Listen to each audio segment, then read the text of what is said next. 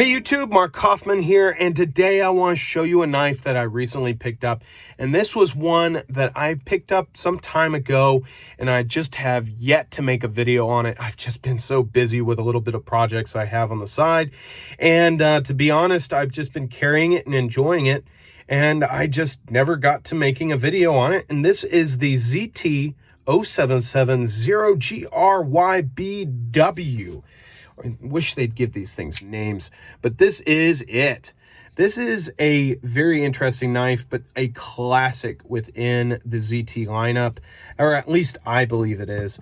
But it is a little bit smaller than your standard ZTs. Most of them are about this much longer and very, very heavy duty knives.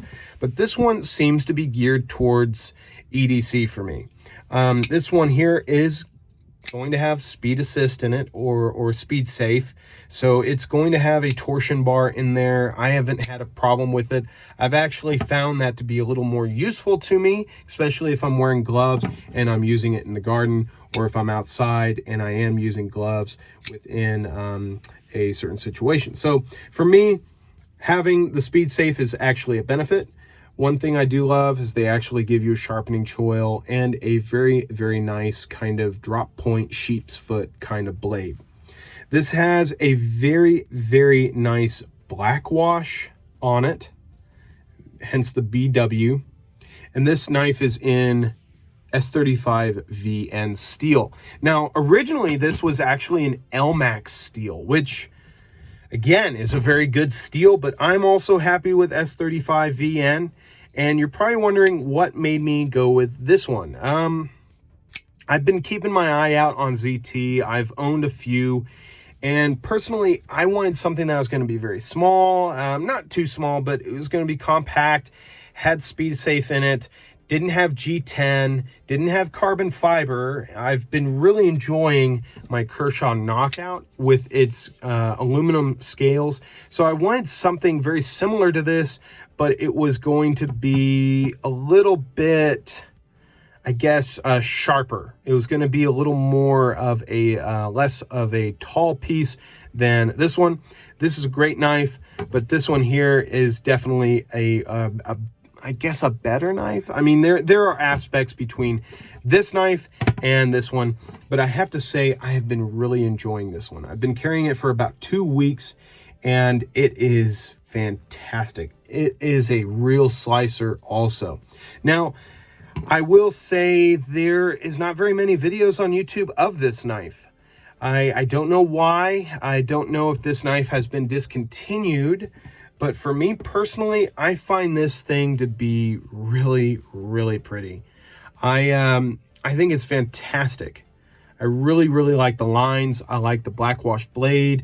They call this gray, but even in the camera here, it comes off kind of a grayish purple. So if that is coming off to you, let me know in the comments. But I actually really like that. It's a very unique colorway.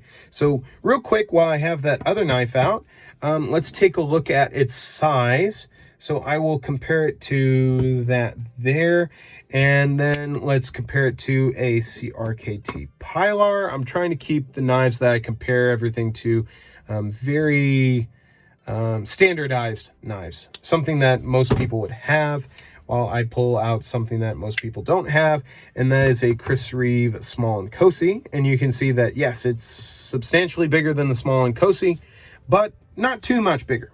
Usually when I have a EDC knife, I am actually going for knives that are about this size or about this size.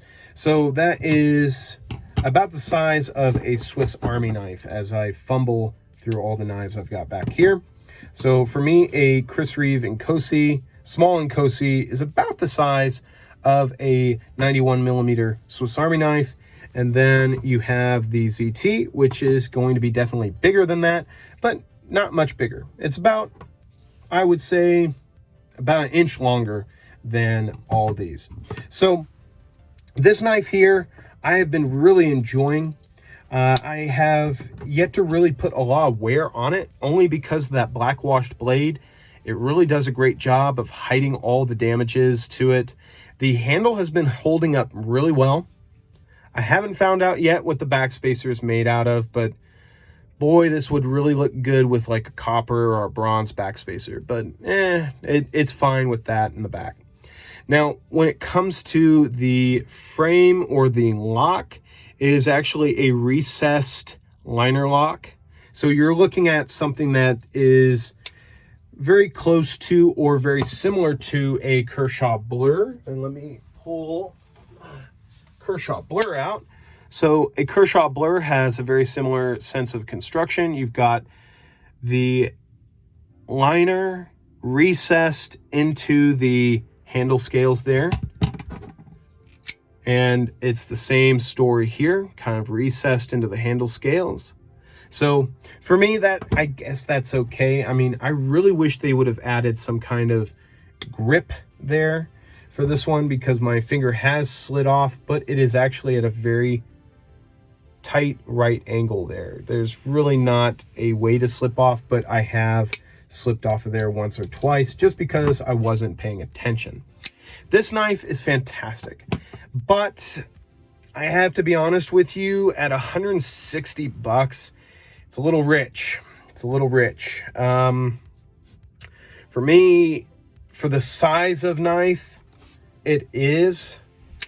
I mean, you've got the Kershaw Blur there. It's a little bit bigger. I would say it's a little bit bigger. It might even be the same size, by golly. But for me personally, it's a little rich for my blood. This knife, for me, feels like $115 to $125. And I'm not even saying that because of the construction. I'm just saying for the materials and everything, you can get knives out there for this that are made out of these same materials for a lot less. And so like this one here is, I think, even under $100 right now, and it's S30V. It's basically the same construction, but it's not a ZT. So, but it does use the Speedsafe. It does use practically the same construction. This one here is 14C28N. It's not marked, but this one is made by Kershaw and it's USA made. Practically the same material, aluminum handles, subframe lock, and you have a somewhat premium steel. Hell, you even have the same dang pocket clip. I mean, for me, I bought it because I liked it. That's the end game here. I bought this because I really liked it. I like the colorway. I don't see these very often, especially when people do size comparisons or even ZT reviews. So this was definitely something that was a little bit different. I felt like it would fit in my hand really well, and it does. And it's very comfortable and it slices very well. But for $160, it comes down to, do you like the design? For me, I like the design, I like the materials, I like the company. So I had to get it. But for me, if you just want an S30V blade and you want something with aluminum handles, there's a ton of stuff out there that you can get for way below that. But I wanted to really quick do a review and a reveal of something that I've been carrying for quite a while.